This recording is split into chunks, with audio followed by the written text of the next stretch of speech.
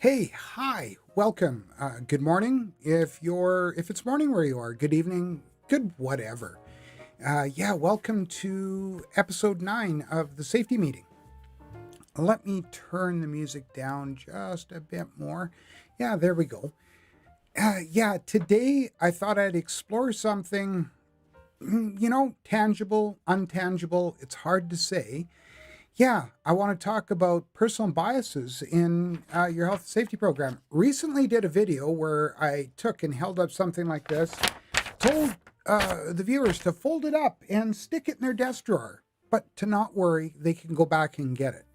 The truth be said, or however you want to put it, is we all have biases. In fact, I use the term personal bias or preconceived notions, but really and truthfully, the proper term is cognitive bias. The term personal bias becomes kind of an interchangeable one depending on the setting and the venue. For instance, some in the legal world might say personal bias is a bias against a person in a group. Other people, depending on who you are and what you do, might just note it as something in place of cognitive bias. You might be using it to talk about one of the many biases that fall under the heading of cognitive bias. Now, a preconceived notion is just that, it's a bias. And we're going to talk more about that application a little bit later on. But the important thing is to understand is bias affects our job as health and safety professionals, but it affects everybody and everything they do. In preparing for this, I wanted to talk to a variety of people. I talked to a Baptist minister. I talked to a scientist, a geologist in particular. I talked to people in the healthcare profession and just other people on how bias might affect them. And it gave me some wonderful insights. So it really doesn't matter if you're a safety professional, a doctor, a lawyer, engineer, HR professional, on and on. Personal bias or cognitive bias affects everything that we do, even in everyday life. Now, we have to realize that bias existed well before this spiky little virus came on the scene. However, one thing it's done is it's really brought bias to the forefront.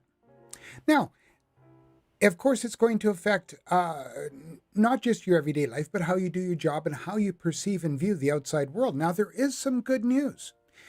It doesn't have to really affect your job all the time, and it doesn't have to affect all the things. It's not easily cured, just like you stuck it in that little desk drawer. You know what? You're going to find yourself pulling it out lots of times. However, with some forethought and preparedness, you might be able to minimize the effects it has on what you're doing, what you're viewing, what you're seeing, and how you're living your life. Now, before we get too far, let's talk about the chat rules and how they apply to everything. So once again, participation is nice. Depending on the amount of people that enter into the chat, it depends on how things go. But your participation is nice, questions asked, and if I can't answer them, I don't answer them, and you have the information, go ahead, answer them. Introduce yourself throughout it. Hey, I'm Kevin from Calgary, British Columbia, Calgary, Alberta. I'm George from Prince George, BC. I'm so-and-so from Toronto, Ontario. Wherever it is, wherever you are, knowing where you're from is a nice thing. Above all and beyond all, be civil. No name calling, no insults. We have to remember that we weren't all born with this veritable cornucopia of information that we could dwell upon and rest upon. Other people are learning too, just as you are. So be nice. And another thing is during the discussion, nothing in the chat and nothing on this video even should be considered as taking the place of professional advice. If I don't sign a contract, any advice I give a person is just friendly. It's not professional advice. Shouldn't be taken that way. Now, as always, that spiky little virus, the plague of 2020, is on the forefront of everything. So no medical advice, no clinical advice, no vaccine shaming either. I don't care where your stance is, pro, con, or otherwise, no vaccine shaming, and regardless, okay? Also, no posting of links or anything else either in the chat or the comments later on. So, that about solves that problem. Now, couple of things right off the bat. You'll likely notice that the music is gone. And at the moment it is gone. I've made a few switches. First and foremost, yes, I've switched the live stream to yet another day. I've switched it to Saturday.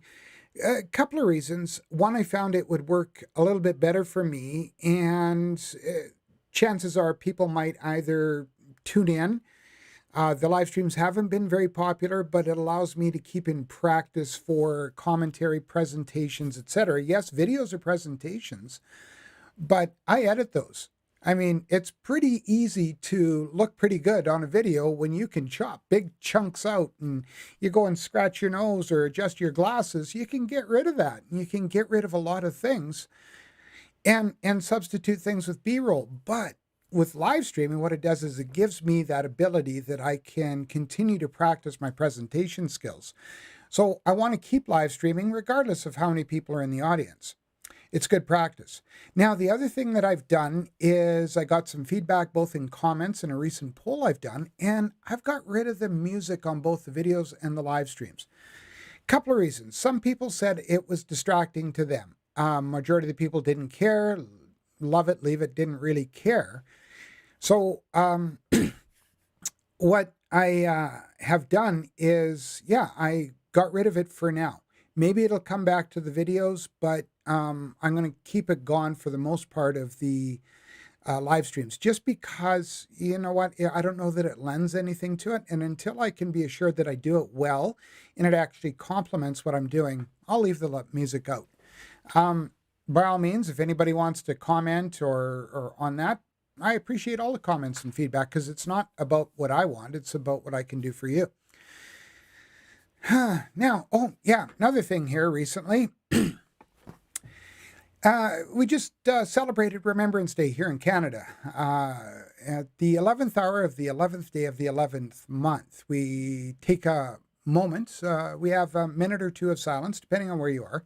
Usually the protocol is 2 minutes of silence to look back and honor the veterans that have gave of themselves, either their lives or a great portion of themselves, in conflicts in the past. And, well, unfortunately, here we go. It would have been nice if the Governor General and Prime Minister could have showed up time and time again. They were late. However, the spin for it was that they found a suspicious package. And you know what? Likely, possibly, I'm not sure. However, I can tell you that I've been part of a team, and in one case I headed up the team that liaised with the RCMP detail looking after the Prime Minister when the Prime Minister was going to make an appearance at the facility that I was involved with and responsible for the security and a great deal of the facility's management. And so I liaised with them for 48 hours prior to the event and during the event. And I can tell you that they're very good at their jobs. There's constant bomb sweeps. There's constant sweeps of everything and the constant planning and adjusting and everything. So I take that statement with a grain of salt, but once again, it lends to the bias. So bear with me. I know I tend to go off the rails a bit with politics, but current events and politics do have a great effect on OHS. It's amazing how we can just shrug off what we think is an external influence when it actually, that external influence may have a great bearing on what we're paying attention to right now. And a lot of people tend to forget that. So let's move on to some recent events and things that are going on. One of them is, and I'm hoping this showed up, we'll have a look, but let's, oh yes, there we go, look at that, it did show up. Awesome. Now, important to note, a couple of things here. One, these bits in the news do have a lot of bearing on health and safety. In fact, this first one is from OHS Canada. Now, I'm not in the practice of regurgitating somebody else's health and safety news, but it's also an exercise on how bias can affect our perception of things. And this recent study shows that inadequate employment standards added to OHS vulnerability have a higher incidence of injury risks. So, a couple of things to note here. We're talking about where there's inadequate employment standards. In other words, inadequate breaks or no breaks for meals and no ability to use the washroom. Lots of different, and believe it or not, you would think, well, in Canada, you don't have that problem. Actually, we still do. Not as widespread as one might think, but we still have problems like that. Now, this coupled with OHS vulnerability, and if you're uncertain as to what OHS vulnerability is, here, the idea is it's when workers are exposed to hazards at work and they lack at least one or more than one of a combination of three types of protection. One is health and safety policies, and obviously awareness of the health and safety program. The next, of course, is awareness of OHS rights. Now, in Canada, every worker has three inherent rights, and they're ensconced and entrenched in the legislation across Canada. Now, OHS legislation falls under a couple of different headings here in Canada. You have federally governed, and so obviously federal employees and even the RCMP, for instance, but also other things that are governed federally, such as intermodal transport, railway, marine, think shipping, and of course, air transport. All of those are intermodal transport because they can cross boundaries. And same thing with radio and telecommunications and banking. A lot of these fall under federal jurisdiction. And then, of course, anything else that's not under federal jurisdiction falls to the provinces and territories here in Canada. But amongst all of those are inherent OHS rights, which is the right to know the hazards of any of the work that you're involved with, the right to refuse what you perceive as unsafe work until it's corrected or proved otherwise, and of course the right to participate in any of the health and safety processes. Now, a lot of workers, especially foreign workers, don't necessarily understand those rights because they also come from countries where those rights aren't necessarily present at all. And then, of course, the individual empowerment to take preventive measures. And a lot of this falls under, a lot of times, foreign workers or workers that are newly immigrated to Canada because they aren't necessarily aware of the rights and the processes. So, interesting study. Now, the team also found that it works together. That is, when workers reported both types of vulnerability, the inadequate employment standards and the OHS vulnerability, the risk was much greater than those that were just reporting one type alone.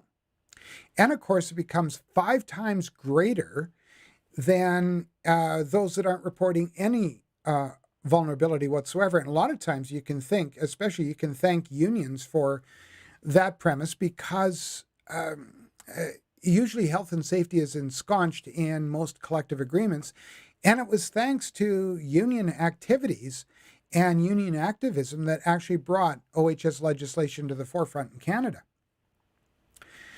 Now, so beyond that, and the lesson in the bias here is the two conditions don't necessarily go hand in hand. A lot of people will think, well, if there's inadequate employment standards, then OHS isn't going to matter. Now, a lot of times that might readily be true, but it's also not true. So that is part of how it forms your bias. Yeah. Now, next point here is we tend to get oversaturated with the media. Ooh, look at that. I don't have that quite. I've just got to expand that so that we can have the A in there for asbestos. There we go. There we go. Look at that. Sorry about that. Now, we are oversaturated with the media's flavor of the week, the month, the year, Now, obviously, of course, like I said before, the great plague of 2020 still is like right here in front of our faces.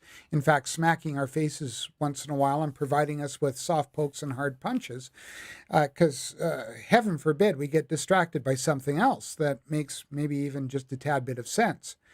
But here's an important thing to realize. Asbestos, well, the headline comes from Manitoba. It's Manitoba's top workplace killer. But guess what?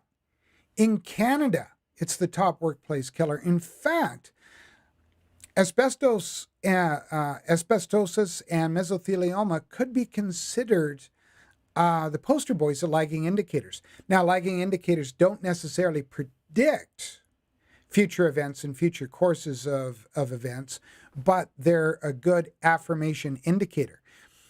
Now, the important thing to understand is asbestosis and mesothelioma take a long time to manifest, and pardon me.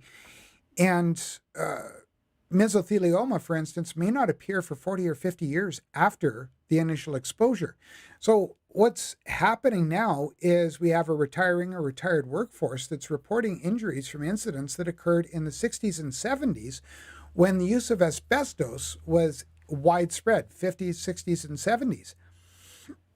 And so what's happening is those people that were using it in the construction are now being affected. It was present in a lot of things, even brake linings for drum brakes.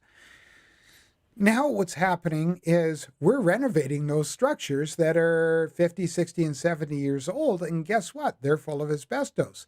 So now the question is just as we get rid of, and that's an incorrect term, just as those cases that occurred that had the inception in the 60s and 70s are starting to pass, we will end up with more emerging cases, and it's quite possible that we may start seeing them more often than you would think. Now, the problem is mesothelioma and asbestosis are not nearly as sexy and sensational as the great plague of 2020. Yeah, enough said. What can I say? It's a lot of people forget what's going on and what other news there is when something is sensationalized and put right in front of your face. Which brings me to the next point. Now, on the forefront, just got to have a quick sip of coffee. On the forefront, of course, is mandated vaccine policies. And as was announced earlier, our Prime Minister here in Canada, Trudeau, he mandated that any federal employees or federally regulated workplaces, such as I've talked about it, intermodal transport, airline, railway, marine transport, all of those employees and anybody that's a passenger or visitor using those has to be fully vaccinated. But however, once again, that same requirement isn't in place for a lot of private industries. Now, a lot of private industries have taken the point where they want to look at, excuse me, having a mandated vaccine policy. But once again, there's there's organizations that have implemented it right away, and there's others that are sitting on the fence and unsure of how they want to do it or even if they want to do it. Now, interesting to note, this website is from the United States, but it still applies. We have to decide as groups, as organizations, whether masking and weekly testing will be an option. Employers may choose not to require mandated vaccines of workers. They may still look at that inherent right of choosing your health care, and they may choose to go about it a different way. So, and you know what? If you think that there would be, this would be good for a video, as far as it goes, to have, how should I say, a video on the creation of workplace policy regarding mandated vaccinations or an alternative to mandated vaccinations, let me know either in the chat or in the comments, and I'll work on it. I think it might be interesting, but I'm not going to make it if nobody watches. But HR professionals in a lot of circles are also recommending to employers, large and small, to consider if they're going to permit masking and frequent testing as an option to the vaccines. And now, if anybody's interested in links to these articles, let me know and I will leave them in the description. I can edit the description later. It's not a big deal. It's important to understand that we always need to reference things. And it's one thing that doesn't happen in mainstream media a lot. There's not a lot of references. It's just automatically. It's unfortunate. A lot of mainstream media figures either one, they should be believed, two, they should be the trusted source of all information, or three, they just don't care and they'll just regurgitate whatever they feel like. But I put these articles in place for a few reasons.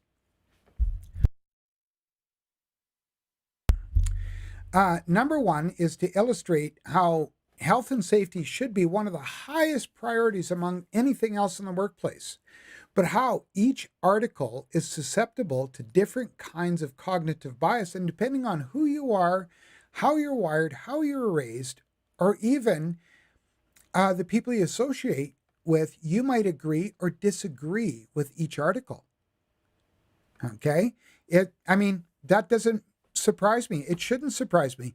We all have biases. We all do. Nothing has changed. We were all born with them. It's just there are some things that bring them to the forefront more than others. And now we have to understand that thanks to this spiky little bug, the idea of cognitive bias, personal bias, preconceived notions, whatever you want to call it, has come to the forefront and it's sitting right there. Now, my personal opinion is we've been irrevocably changed as a society. Once again, remember, my personal opinion, not saying it's yours and it has to be accepted, but I think that we've been and irrevocably changed, maybe even harmfully changed as far as society goes. And what's happened is we have ended up with a lot of these ideas of cognitive biases. So first off, what is a cognitive bias? Now, a cognitive bias or cognitive biases are unconscious errors in thinking that arise from problems and they're related to our memories, our attention, and other mental mistakes that we'll make. And they are mistakes, but they're not necessarily bad mistakes. What it does is it causes us to have a tendency to lean in favor of a person, a group, or an idea, a concept, or a thing, possibly not in a very balanced way that will balance the outcome. It usually causes a leaning of one way or another on the outcome of our thoughts and opinions. And really and truthfully, it's not our fault. Our brains interpret an incredible amount of stimuli that takes place every second. In fact, some estimates are about 40 million bits a second, depending on where we are and what we're doing. I mean, if you're in a sensory deprivation room, obviously it's going to be very small, or if you're sleeping. But if you're out and about and think about it on a busy street where you have noise, you have vehicles moving, you have people on the sidewalk, you have advertisements, and you have all sorts of other noises, and then all of a sudden somebody calls your name. They may have to call it once or twice or three times, depending on where your attention is. And so what happens is our brain creates shortcuts, heuristics. Heuristics are basically the process on how we attend to things mentally. And it can be very prone to error. Okay, so let's have a look at these cognitive biases. And what I've done is I've studied a lot of different things. I've looked at a lot of different material. And so once again, that can create biases depending on what we understood the best, what we thought was the best, or maybe from a psychologist that we've known and talked to. So once again, we do have biases based on our study information. So that's why it takes a lot of time to prepare properly. So anyway, First kind of bias, and this is actor-observer bias. And you know what? It's a tendency where we have to attribute our own actions or ourselves with external causes or external stimuli while attributing somebody else's behaviors to their own causes or internal causes. Take, for example, this my extra 10 pounds. Okay, maybe 13. But that's because of a genetic predisposition. Now, that other fellow over there, you know what? He could really stand to get off his butt, walk a bit, and exercise. He also eats way too many donuts. He should start looking at salads. Sound like an actor-observer bias where I've looked at somebody else and seen fault that's their fault, whereas mine is not my fault. But let's look at it at how it goes to, say, a safety professional. We may say that another person's hazard assessment that they've conducted is flawed. It's because they're inexperienced and they didn't really do the job well enough. But then when you do your hazard assessment and you're questioned, you may say that you didn't get enough input. You weren't familiar with the tasks and really required some help and nobody helped you with it. Another one that we hear often too is you've had too many conflicting priorities and it caused you to miss deadlines. But you know what? It would be really nice if some people could get a handle on their time management. Sound familiar? I mean, I've been guilty of it. I have. Not necessarily that I'm proud of it, but I've been guilty of it. So how do we deal with it? Number one is a mirror check. Now, not necessarily a physical walk in front of the mirror and have a look and primp and check out your hair or whatever. No, it's a mirror check by an introspective look at yourself or even the observations or the things that you've done. Don't be afraid of self-critiquing. Now, on that note, remember, don't delay a report or an assignment just because it's not perfect. It will never be perfect. In fact, the moment you hand it in or submit it or make your presentation, you'll go, I could have done that better. So on that note, don't delay anything because it's not perfect, but don't be afraid to have an introspective look. Do what I do. Ask a trusted friend or colleague, but be prepared for that honest answer. I have a bad habit. I really don't like our prime minister. I really don't care for him at all. However, a friend has taken me to task a few times and said, Kevin, you know what? Check your comments because they're not necessarily indicative to a person that you're trying to portray, whether it be a professional or whatever the case may be. So you might want to check your comments. And you know what? Good point, my friend. Good point. And so we have to understand that no matter what we do is going to, the things that we see and the preconceived notions, those biases we have, might affect what we're doing, and our own actions might be a result of bias. So it's important to just check yourself. I used to teach entry-level paramedics, and I always told them nobody dies in 30 seconds, so you always have time to take a breath and give it some thought. Yeah. So let's talk about the next one, which is anchoring bias. And this is a tendency that we have to rely too heavily on the very first piece of information we learned, whether it's what we saw when we walked onto a scene, the very first picture we were shown, the very first impression we got from a phone call. I can't call him a colleague, but a friend of mine calls it Wiziati or Wiziati. What you see is all it is. But it's not necessarily that case. We tend to put on the blinders. I mean, how many of you, and the old saying is you can't judge a book by its cover. And in fact, a lot of those old anecdotal sayings are meant to overcome a bias. So judging a book by its cover. But how many of you have watched a movie trailer and thought, okay, I'm going to put out the cash and go to that movie. Now we have to either rent or stream or whatever because going to a movie theater is a bit problematic. And we're sorely disappointed. Or you bought a magazine, you spent $10 and bought that magazine off the rack because the cover was awesome, but then you were sorely disappointed. Now, if that disappointment is found by an impression you got from something, what about in your everyday job?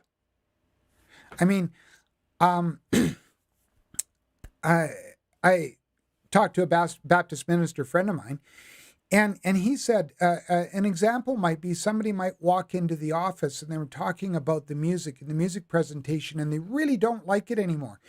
And now, first impression might be to go speak to the whoever coordinates the music, but listen, ask some pointed questions, get the whole story, and you might find out that the person who was the previous music director, who was one of the people, was a close, intimate friend, and they've now left. And that's really what the person is upset about.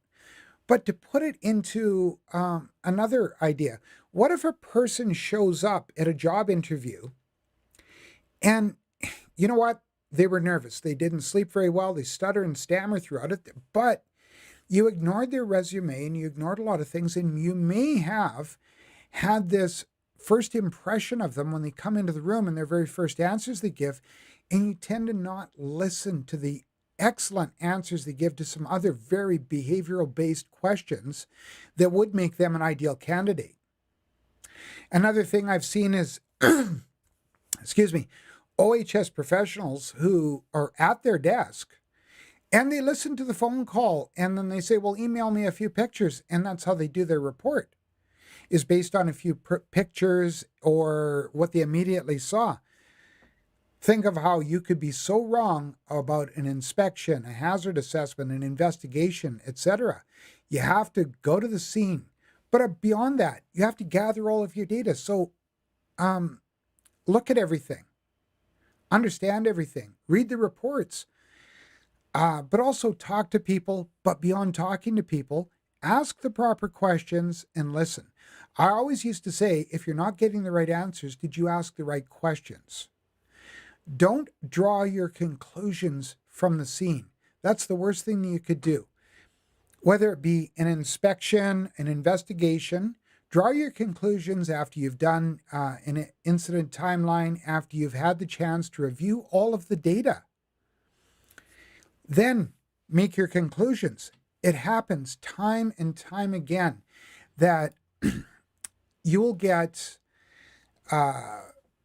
people, and I talked to a police officer, actually as part of the conversation, and a retired police officer said, you wouldn't believe the amount of people that have been wrongly convicted because of cognitive bias, and especially first impressions on the scene, and then that's all the person goes on. And I'm going to talk about another bias in a minute, well, a couple of minutes, that can actually also complement. And complement is the wrong way. I'm not thinking I complement, but complete this bias as well and cause a detriment. But anyway, let's dive in and look at some more. Now, the next one is an attentional bias. And we've all had this occur at one time or another, and it's basically, sorry, I didn't notice.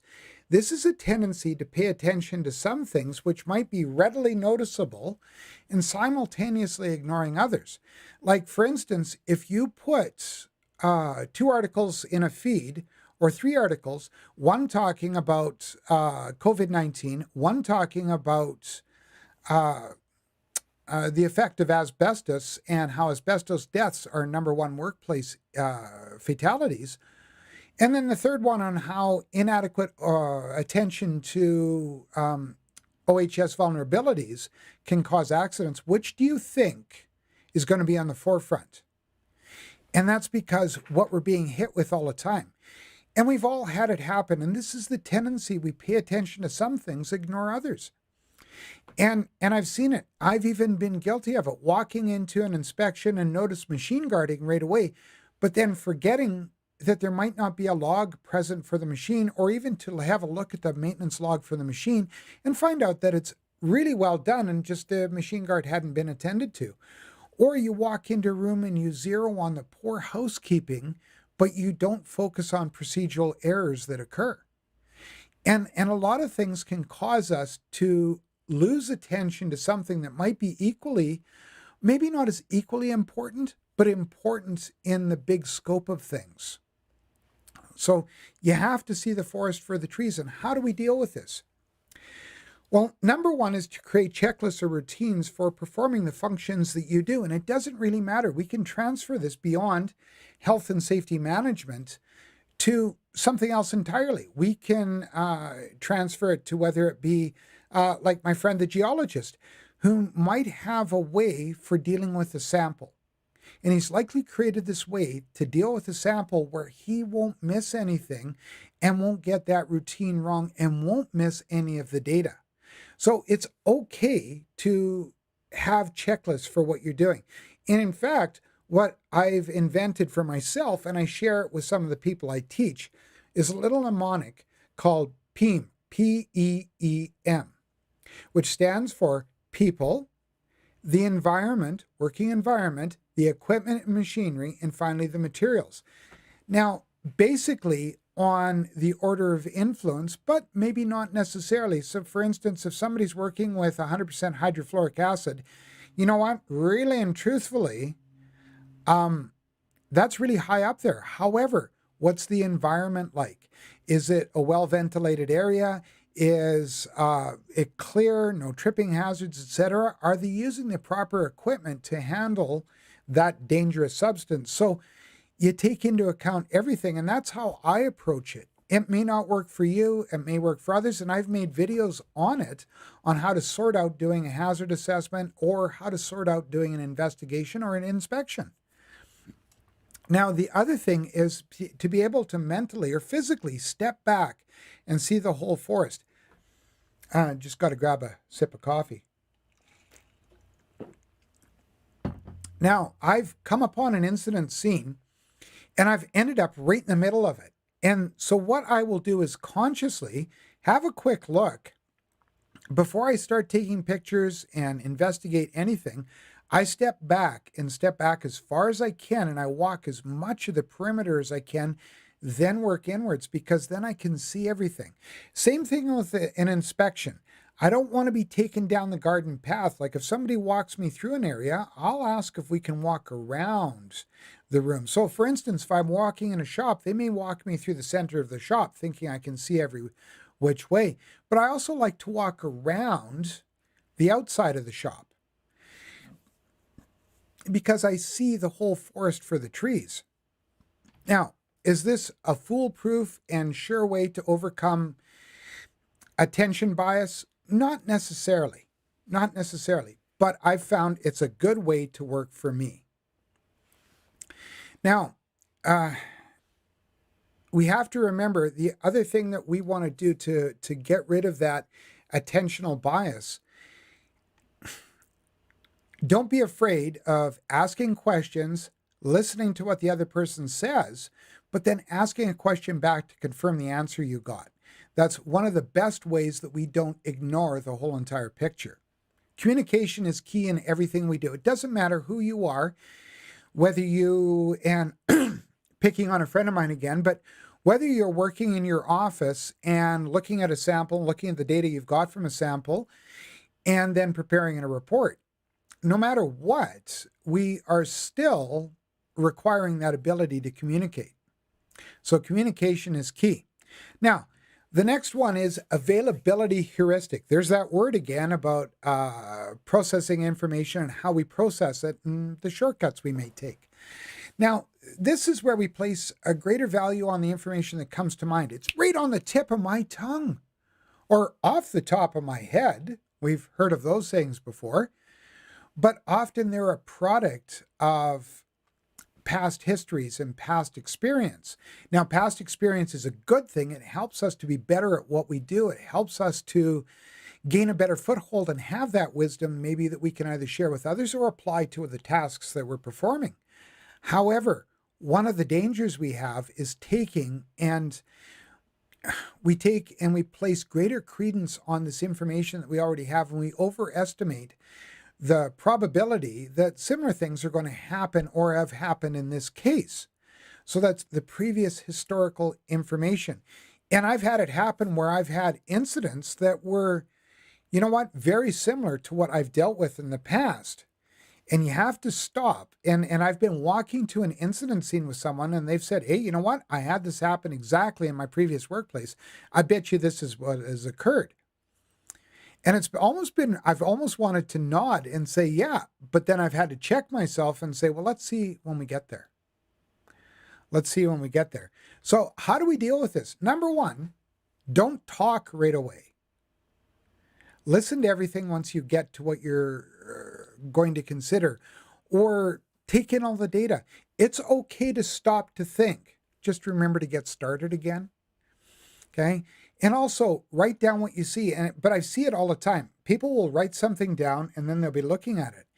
If you're going to ask a question based on the notes you just took, quickly close your book or put it against your chest or put it out of sight and then ask your question, then write down the answer. It's important to take notes and gather your data, even if you have to use shorthand or note form. But just remember, if you can't decipher it at that moment, you won't decipher it later. So take good notes.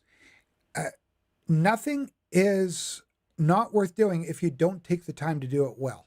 Okay, so, and that's especially when you're dealing, and it doesn't really matter if you're dealing with a bunch of data that you've gathered and you want to write a report, or you're gathering that data. Take the time to do it properly, and don't just grab what's on the top of your head. If you have to, like I said, put things away from your attention so that you can clear your mind and then focus on it again.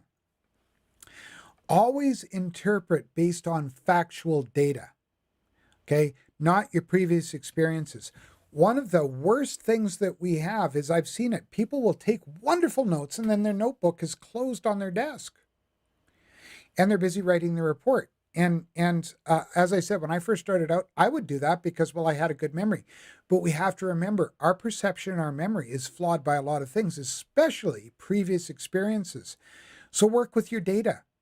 When you're reviewing, consider the data you have and make sure that previous history isn't creeping into it. Okay, extremely important. Excuse me. And now I want to get into the next one, and it's extremely imperative. And part of the reason is because it is prevalent right now more than you can ever imagine. And that's confirmation bias. And confirmation bias is occurring because of a great number of reasons. We've had people who are authorities on the subject, but they've also become a celebrity. Whether it be some fellow that's a doctor that can't throw a baseball to, yeah, never mind. Or it's a person who heads the CDC, but they've all become also celebrities. But we also have what we call Facebook doctors and scientists. People that we see a lot of times, and you know what? They might end up right once or whatever. And so we have this confirmation bias. This is favoring information that conforms to your existing beliefs, but you discount or disregard evidence that might be contrary to that narrative that you have. Sound familiar? And it's very prevalent right now. Even more so, one of the other things that's making it a problem is mainstream media and how they a lot of times will forget context. I don't care what anybody says or anything. This has been my finding. You can agree or disagree with me. Let me know in the chat or the comments. I'd always appreciate it. But many different sources of mainstream media have been taken to task for late for some of their reporting on different subjects. And I'll talk about more about that in a sec. But how do we get over it? First off, number one, facts. Facts. Oh, yeah, more. Facts. Okay? Stuff that's proven. And you know what? Fortunately, as safety professionals, what we're doing a lot of times is based on legislation, based on established fact, based on the law. We're quite fortunate that way. But sometimes we enter into those gray areas. Say, for instance, your boss has come up and said to you, hey, I want you to create, because it really is, a policy on immunization, vaccination, whatever you want to call it, isn't really, it could be considered an HR policy, but it's more than likely a health and safety policy with some entrenched HR components or risk management components in it. So let's say that you're to head up a team and create this.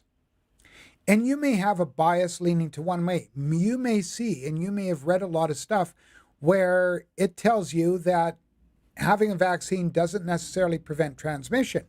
But the HR professional you're working with says, no, I saw in the news. So what do you do? What do you do? And the best thing you can do is deal with facts and get the academic peer-reviewed articles and work with that. One of the stupidest things that I've heard in the last little while is don't question the science. Well, it may not be the stupidest thing, but it ranks up there, and I'm going to talk about that more in just a sec, so don't run away. But it's okay to look for alternative information that might be contrary.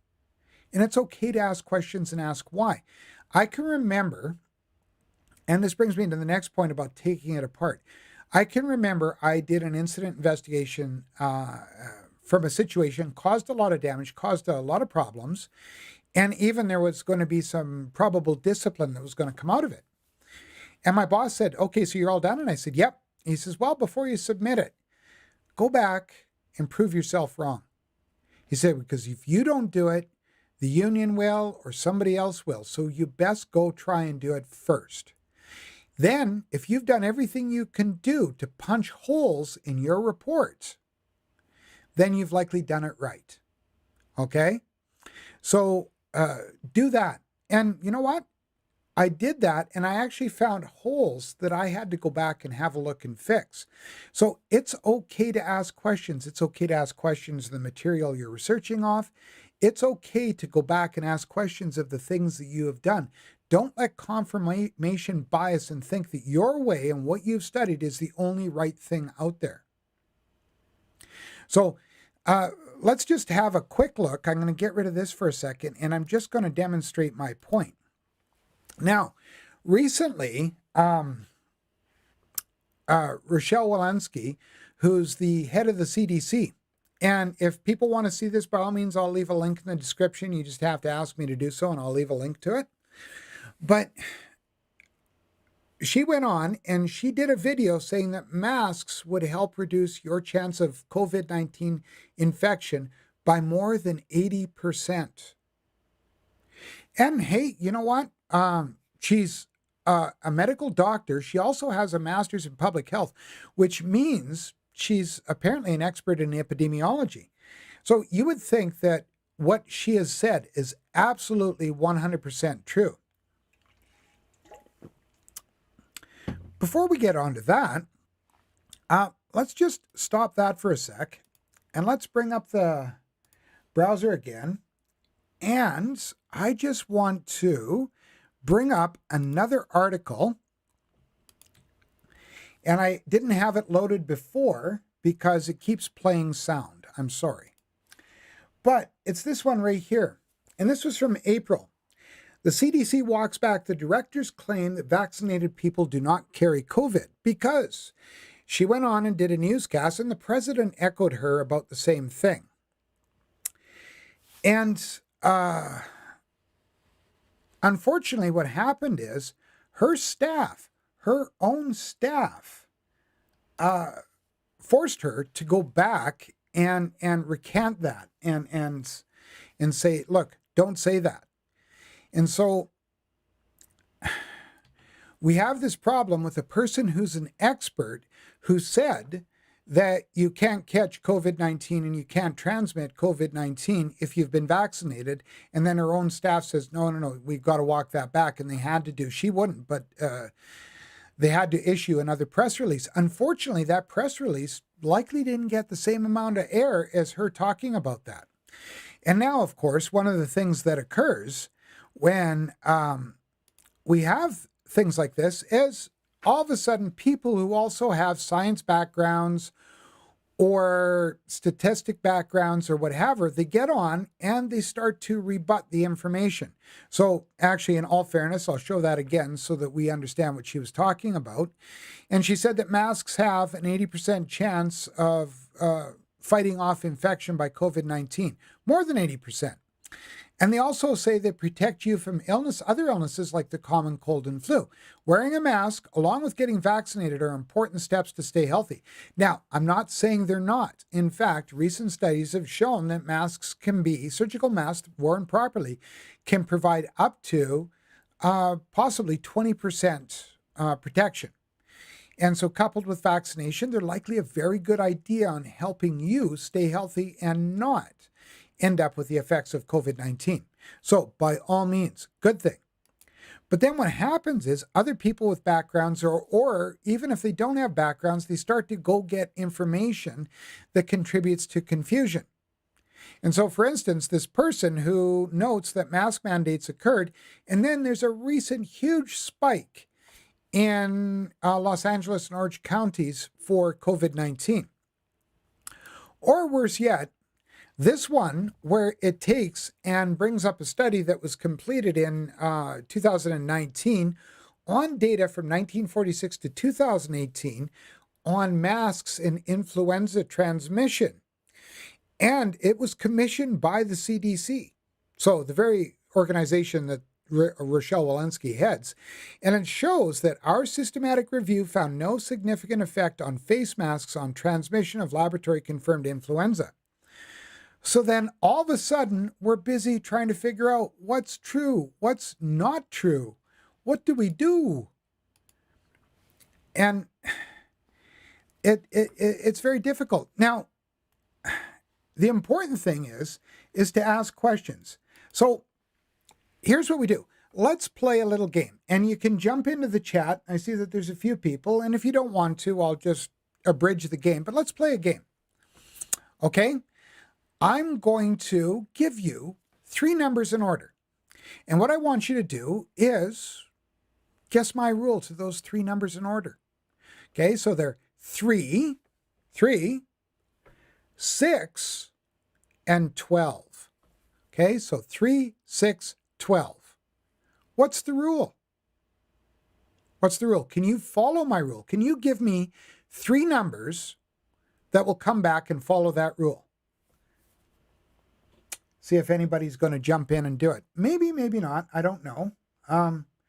Possibly people are playing my live stream and not paying attention, which is entirely possible. And that's fine. Let's say the next set of numbers that somebody was to give were 2, 4, and 8. They follow my rule. Somebody said 1, 3, and 5. Well, guess what? That follows my rule. Well, do you have an understanding yet? Now, what if somebody says, okay, 7, 5, and 1? Nope, doesn't follow my rule. Okay, 4, 2, 1. Nope, doesn't follow my rule. 2, 4, 8. Yep, follows my rule. 2, 4, 6. Yep, follows my rule. The idea behind it is that the numbers are going up ascending. That's the rule, that each subsequent number has to go up. So it could have been 1, 2, 3 for all of that matters. It really doesn't matter because each subsequent number moves up. And that's the important thing to remember. So with confirmation bias, you have to ask questions. Don't be afraid of, yes, Jim, thank you. Always ask questions. It's okay to question the material. And it's okay. And that's why things are peer reviewed. That's why when a journal gets done or a paper gets done and it's sent out for peer review, there's a whole pile of people that look at it. And some people might add confirmation to it. They might note that they've reviewed it, etc. The whole idea behind science is asking questions because we perform experiments and then hope that we can perform alternate experiments and reach with the same subject data and everything and reach the same conclusions. That's the whole idea. It's like Einstein said, if we're repeating something hoping for a different outcome, then that's the definition of insanity. However, if in science we're repeating that experiment and with the same conditions and looking for that same outcome and then recording those findings, that's the whole thing, right? So important to understand that we can ask questions. It's okay to ask questions. It's okay to say, you know what? I want a second opinion. So let's move on to the next one, which is a halo effect. Your impression of a person influences how you feel and think about their character. And I've seen it before. I've been part of an interview panel where the person that I was working for is interviewing a very attractive woman and thinks that they're the top candidate.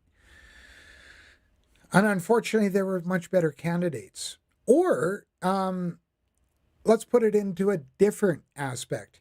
You're investigating an incident, and the person who was directly involved with the incident, one of the main people that was the main influencing factor in the incident, is one of those real popular people. They're popular guy or gal, and you know what? They're awesome. Everybody loves getting along with them. They play on the company softball team, and they're always involved, and they're a great person.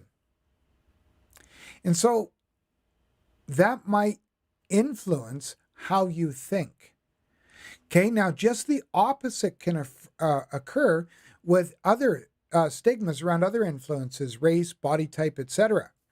I mean, one thing that drives me nuts where I've heard, well, fat people are lazy. And you know what? I know lots of people who struggle with their weight, and they're some of the most industrious people that I've ever met. So no, once again, we let stigmas influence. And so just the opposite of the halo effect, but the same effect, is these stigmas influenced by race, body type, appearance, etc., tends to cloud us. So how do we get by that? Well, we can look at, once again, the facts. I know I harp on it lots, but it's the facts. We can't ignore the facts. So make your data, make your observations, check them and stick to them. Okay? And I've heard it once again. You know what? So-and-so is a really great guy. I don't care how great a guy he is. You know what? He didn't lock this out. He didn't block the wheels. He didn't use his emergency brake. He disconnected the backup beeper because he found it irritating. Whatever the case may be, if a person, regardless of what they were like before the incident, has a direct influence on the incident, you know what? Don't let stigmas blind you, whether they be positive or negative. And that becomes a problem. And we even see it, we tend to elevate celebrities almost above into some status. Like, for instance, and you know what, I may get into trouble for this, but LeBron James, honestly, if there's anybody who was so far left, he's falling off the opposite side of the bench. And you know what, really and truthfully, he tends to negatively influence people on social media. And so, but people elevate him because he's a really good basketball player. I personally can't stand the man, but once again, let's say I was investigating an incident and somebody like LeBron James, just because I can't stand them, if they did everything right, I have to acknowledge that. So the halo effect has opposite and both positive and negative effects on your judgment. The important thing is you can't let that judgment blind you, okay? You can't let it blind you at all. Yeah. So the next one is the misinformation effect. How does misinformation affect you? Well, and I'm not talking about what's on mainstream media. A lot of people will think the misinformation effect is about something like, say, mainstream media or somebody feeding you misinformation. Incidentally, all of these, like my live stream here, might come to an end if I don't have everything according to the Liberal Party, because our Prime Minister is trying to speak out against what he calls hate speech and misinformation. Totally different aside, but I thought I'd include that. This is the tendency for post-event information to interfere with the memory of the original event. It's easy to have our memories influenced by what we hear about or what we discuss about the event from others. And this is why, and it's something which has caused mistrust of eyewitnesses, especially if they've all been around talking. Now, it's not like, oh, let's get our story straight. That's not the case. Okay, a lot of times what happens is people will start talking about an event because it took place and they all have that in common. We as human beings like things that bind us together with others. And so if you have 4 or 5 people that have been directly involved or witnessed an incident take place, your best thing is to keep them separated, not because you're afraid that they're going to worry about getting their story straight and twist the event to their favor.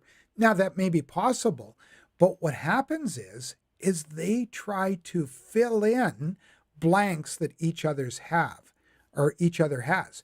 We do that naturally. Somebody may say, well, so-and-so grabbed the load with the forklift and they were moving along and they stopped really quickly.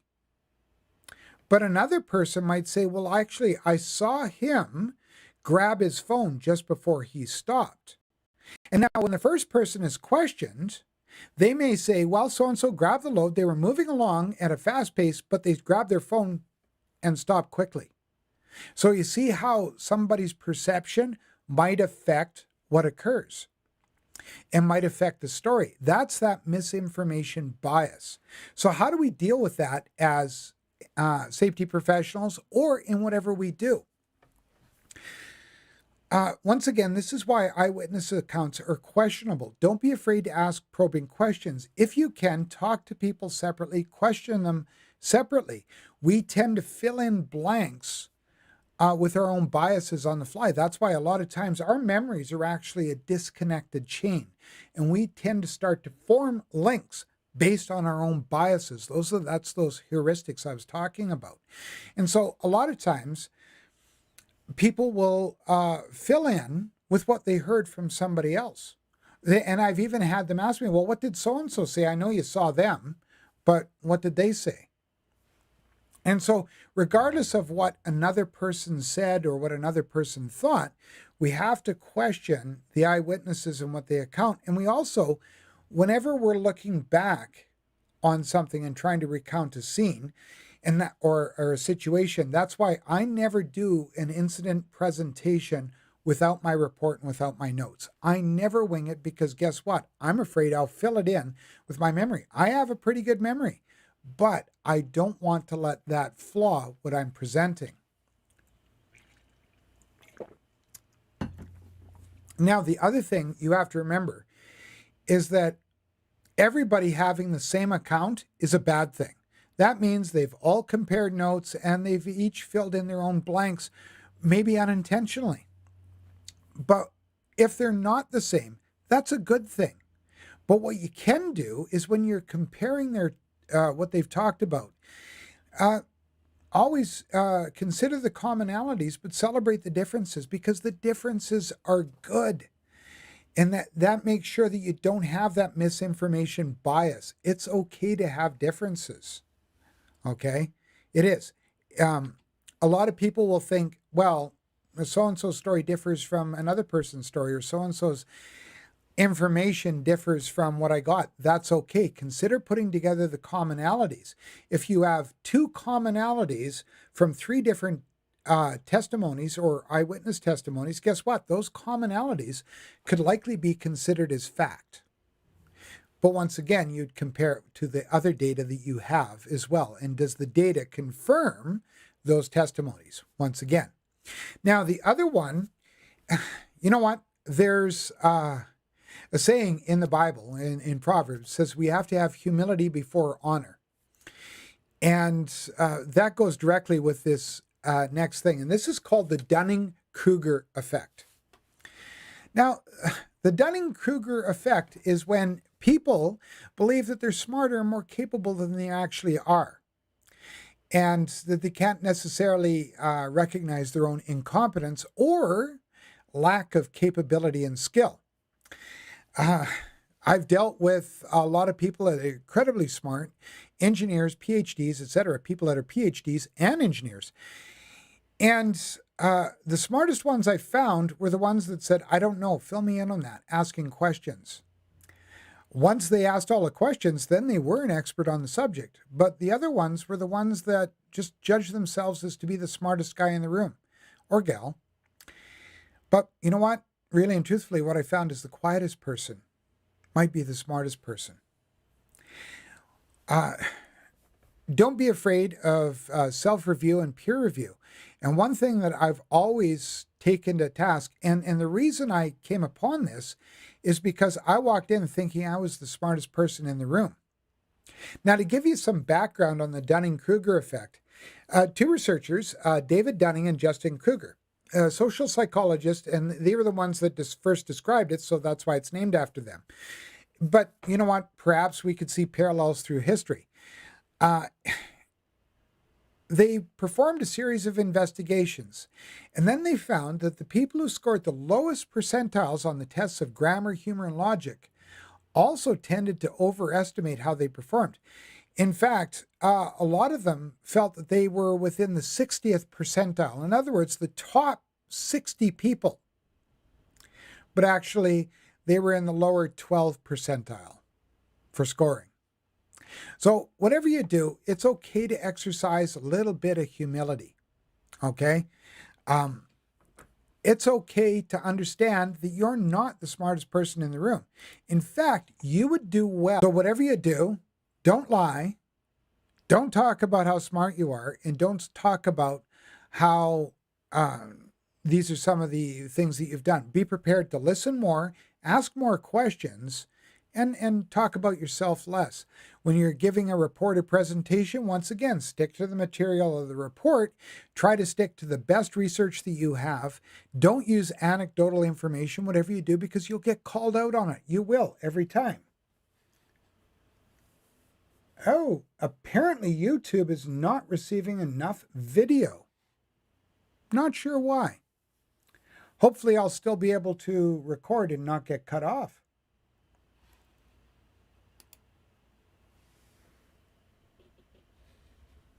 Interesting on how it says my streaming status is pretty good. I don't know what's going on. So hopefully it picks up. It says that I'm transmitting well. Don't know what's going on.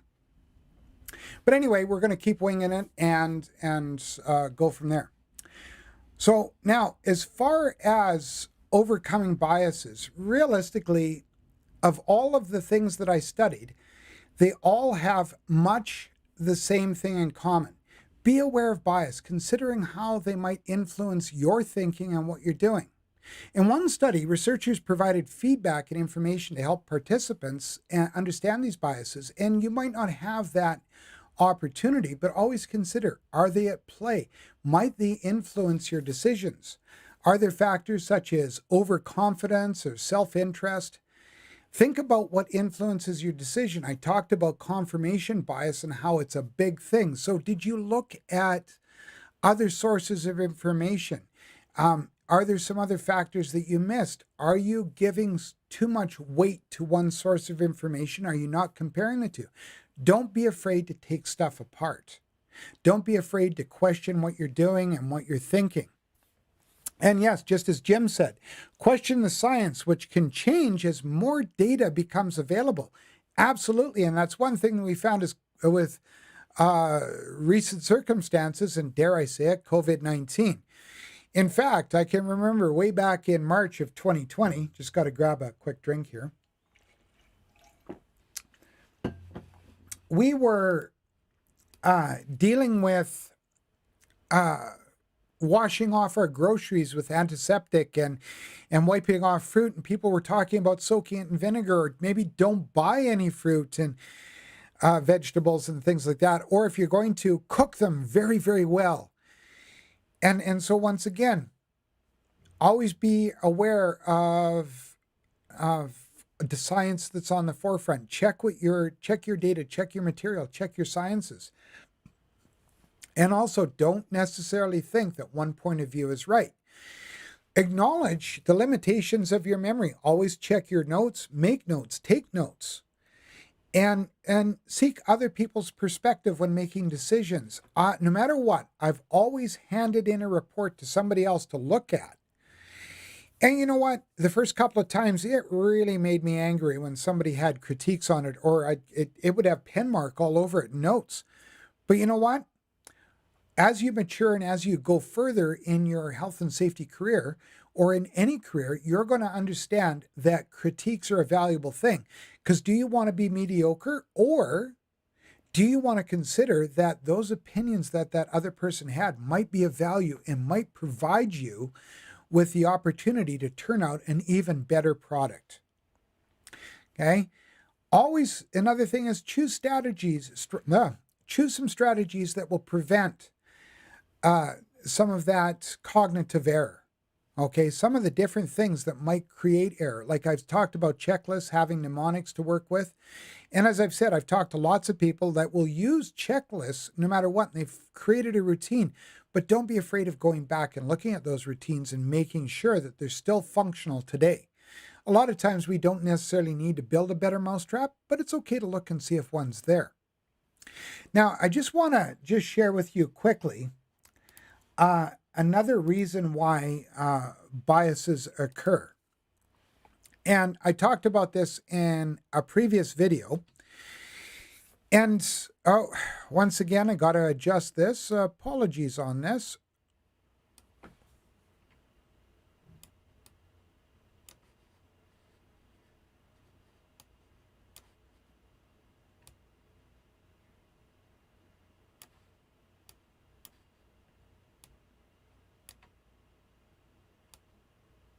Oh, well, try this some more here. It would be nice if all websites could be something standard. But this is something where, and this was an article from February of this year. And of course it's changed. I'll talk about that in a sec. But realistically, what we've been on the forefront, what's been causing more deaths than anything else is COVID-19. And it's been in the forefront. It's been killing everybody. But when some statistics were released early in 2021, it was found out, even though it was a longer period for the estimation, that 1,716 people at that period had passed away from what they call opioid poisoning, or basically an overdose from opioids.